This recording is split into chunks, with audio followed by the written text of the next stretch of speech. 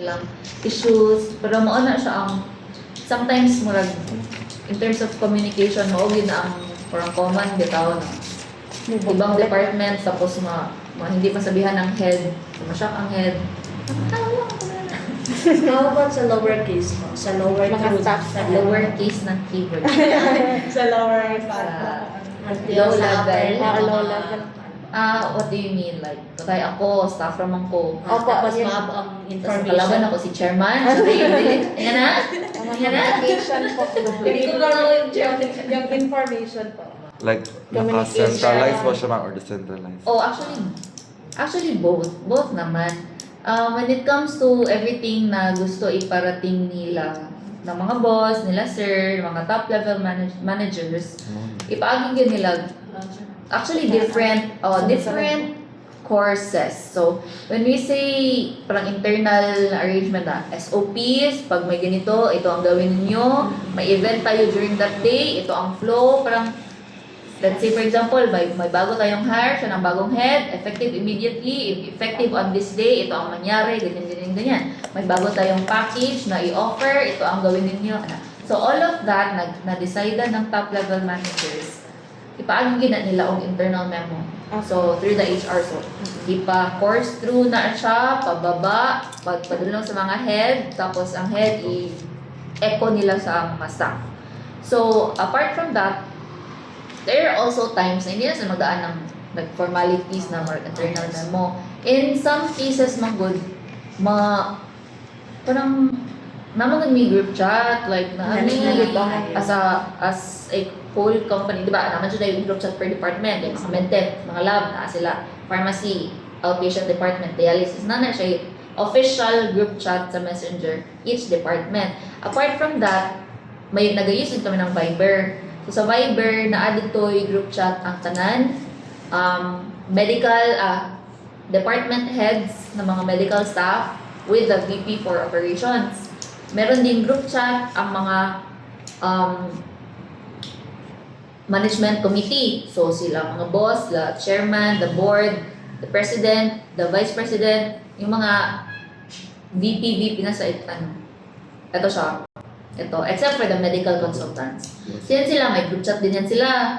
And apart from that, may group chat din kaming lahat na EcoMed community. So from sa chairman hanggang sa mga housekeeping, kami dito na namin dito, ang wala lang isang mga guard. Narayo tanan dito.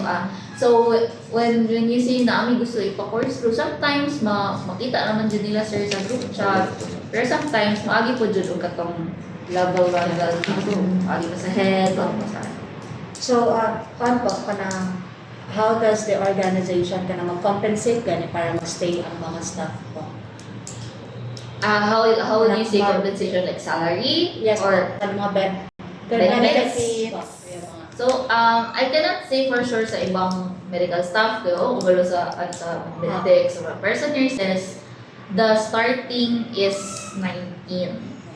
So, kanang 19, proby pa na siya. Wala, actually, we have open contracts dito. So, wala kanang pag ma-hire ka, mag-serve sa ka direct 2 years, wala, open contract lang, tapos kung gusto na ka mga girl, bye. So magpaalam ka lang. Ayan. Tapos, after that, katong salary nga, 19 nga basic, siya, subject for increase din yan siya. And I'm not sure when, basta what I know is i-evaluate ka ng department head mo using the parang rating.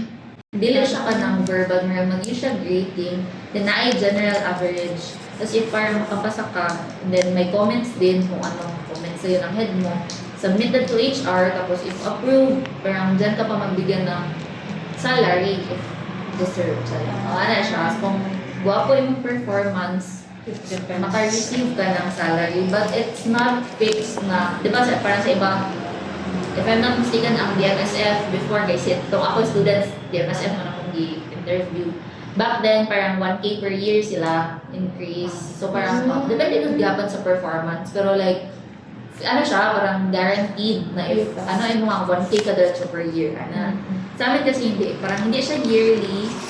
Hindi ko alam sa previous na years kay nag-una man ko work dire kay nag-eskwela ako balik face to face. So back then, I actually na ko diri kung bago pa ko. So yung mga OG na mga pioneering staff diri nakaagi po daw sila ang salary increase na. Pero hindi siya once a year.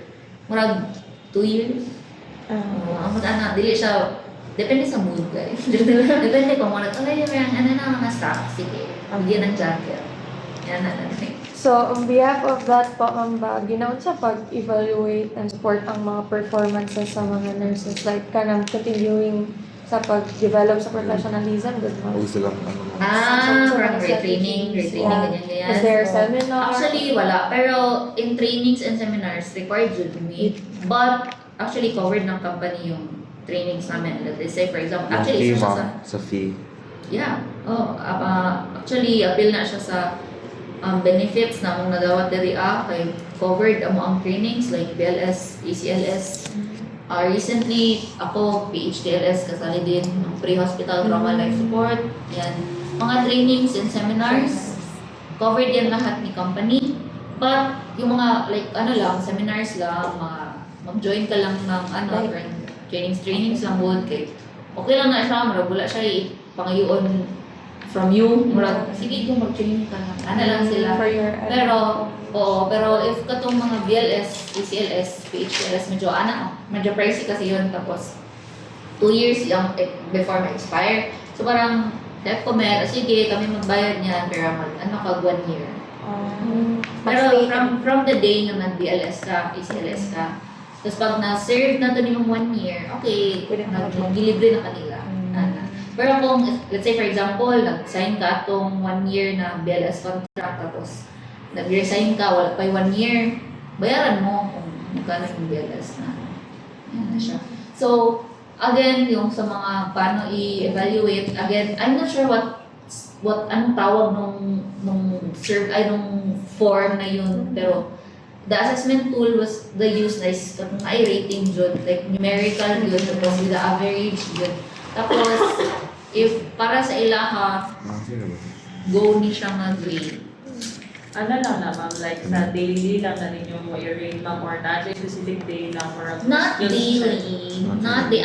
Ang skills siya ka ng art mo lagi pakita gid ang skills. Actually, wala man nagaiman na. Parang i-comment lang siya sa iyo ng head mo. Marag dili jud na sige pakita din sa ko dili nga mo siya lang mo ba na ay katong time na nag ka medyo ka dito ng part. Siya lang yan magsulat ng comments na ganyan. Pero, di ba marag ang DDH, nag-retraining man sila parang 6 months. 6 months sila. Wala akong ganyan.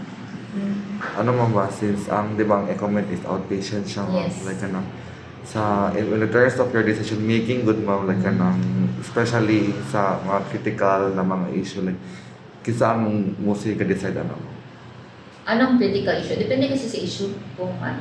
Ganyan na yan, if the issue is can be solved between staff lang, hindi kami yung staff. Yan yung sumong head. Pero let's say for example, involved na yung patient care. Dara, mag-ingon namin sa head na ma'am, parang dili man ni siya parang standard. Na parang more wrong na siya. Especially sa mga equipment na mo. Kaya na, ma'am, i-pull out na nato ni ma'am kay dili siya gwapo gamiton. So, ang head po, oy mo ba? Okay, go. Siya na din mag-decide na, siya na ang mag-add to na sa sir na, sa VP for operations na ma'am, i-pull out na natin. Siya na mag-decide niyan. Pero let's say for example, big decisions na there are changes in the SOPs, there are changes in the process flow, once we receive patients, sila yun ni kaning si VP for operations, president, and the department heads. Sila yun. Ano, na ba may partner ng mga insurances ma'am? Nami, Partner ng mga insurance? yeah, daghan. Examples? Yes, Sorry. ma'am. Sige. Daghan man, dito sa front, ako niya, like Maxicare, IntelliCare, Medicare, Medicare. PhilHealth meron pero sa dialysis unit lang. So sa amin, sa parang outpatient ER, hindi siya cover. PhilHealth lang sa dialysis, tsaka sa ambulatory surgical unit. So magparayin mo guys, iaging PhilHealth. Kaya para magamit ko yung PhilHealth. Oy, di